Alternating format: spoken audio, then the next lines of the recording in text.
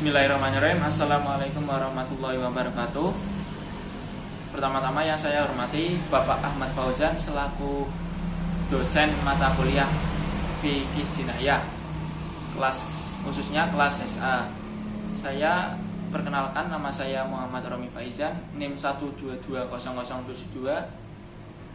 Izin untuk membuat tugas UAS Fikih Jinayah, yaitu penjelasan materi mengenai jarima hudud, jarima kisos dan diyat, jarima takzir, dan reformasi hukum Islam di Indonesia. Pada video kali ini saya akan menjelaskan materi mengenai jarima hudud dan jarima kisos dan diyat terlebih dahulu. Yang pertama, jarima hudud. Jarima hudud adalah perbuatan pidana yang hukumannya itu sudah ditentukan oleh nas, yaitu Al-Quran dan hadis. Ada 7 macam dari jarima hudud. Yang pertama adalah jarima zina. Zina tersendiri adalah perbuatan senggama yang dilakukan antara laki-laki dan perempuan yang tidak terikat pernikahan atau perkawinan.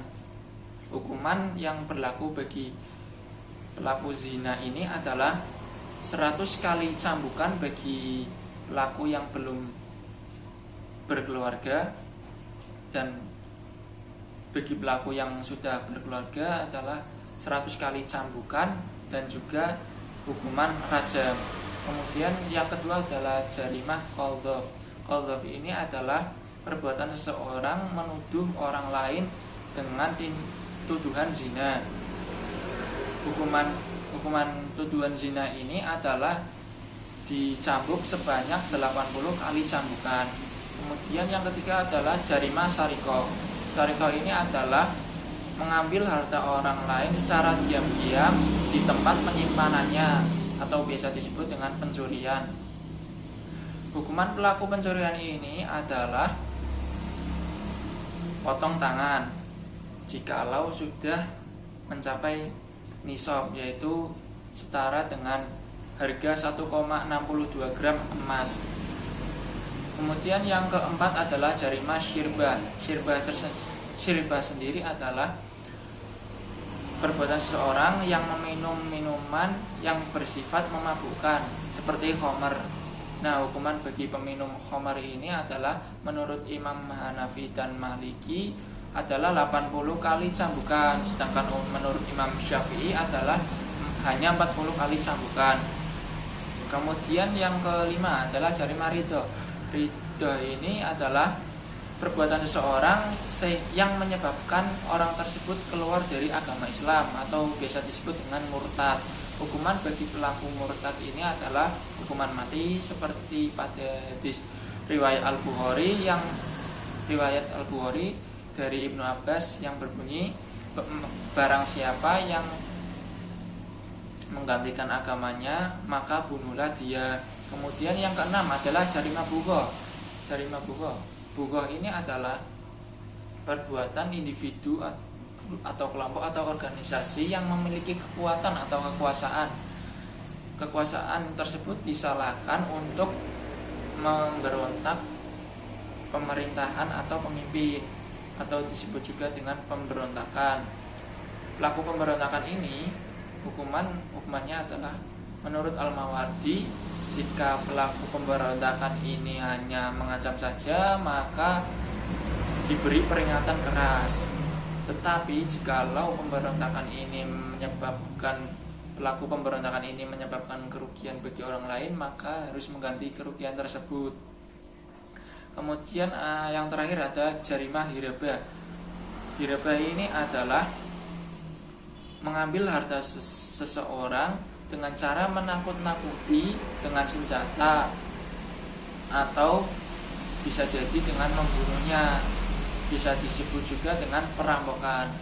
Hukuman bagi pelaku perampokan ini ada 4 kategori. Kategori yang pertama, jika pelaku membunuh korban tanpa mengambil hartanya, maka hukumannya adalah hukuman mati, karena termasuk dengan pembunuhan yang disengaja. Yang kedua, jika pelaku mengambil harta tanpa membunuh korban, maka hukumannya adalah potong tangan dan potong kaki secara menyilang. Jika dipotong tangan kanan, maka kaki yang dipotong adalah kaki kiri. Kategori yang ketiga adalah jika pelaku tersebut hanya menakut-nakuti korban saja tanpa mengambil harta dan tanpa membunuh korban, maka hukumannya adalah diasingkan dari masyarakat atau bisa dipenjara. Kemudian untuk pelaku yang membunuh korban dan mengambil harta korban, maka hukumannya adalah dibunuh dengan cara disalib. Kemudian materi yang kedua ada jarimah kisos dan diat.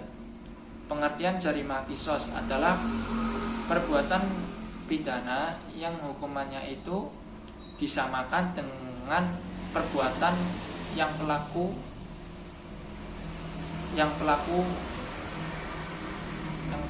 dilakukan. Maksudnya gini, jika si A membunuh B, maka hukuman bagi si A adalah juga dibunuh atau hukuman mati.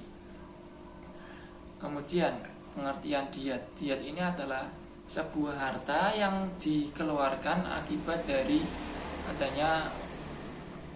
dari membunuh atau melukai. Nah, kemudian macam-macam jarimah kisos dan diat ada 5 macam. Yang pertama, pembunuhan yang disengaja. Yang kedua, pembunuhan yang menyamai sengaja. Yang ketiga, pembunuhan yang tidak disengaja. Yang keempat, pencideraan sengaja. Yang kelima, pencideraan tidak disengaja. Kemudian hukuman bagi 5 jarimah tersebut. Yang pertama, pembunuhan disengaja, maka hukumannya adalah hukuman kisos atau hukuman mati, ataupun dengan hukuman diat yang berkategorikan diat berat, yaitu dengan 100 ekor unta, membayar dengan 100 ekor unta dengan ketentuan 30 ekor unta umur 4 tahun, kemudian 30 ekor unta umur 5 tahun, dan 40 unta yang khalfah. Kemudian ada pembunuhan yang menyamai disengaja.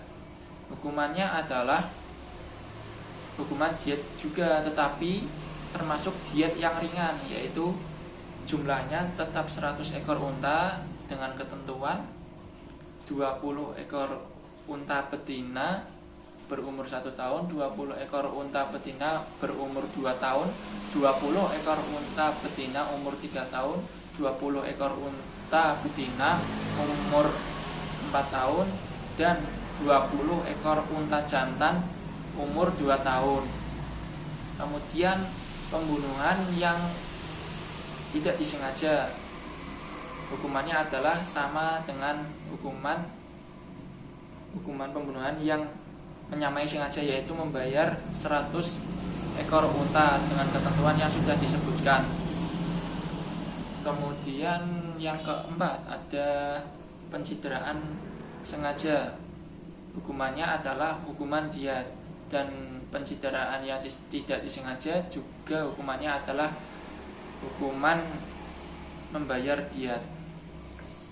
Sekian, terima kasih untuk dua materi awal, yaitu jarimah hudud dan jarimah kisos dan diat.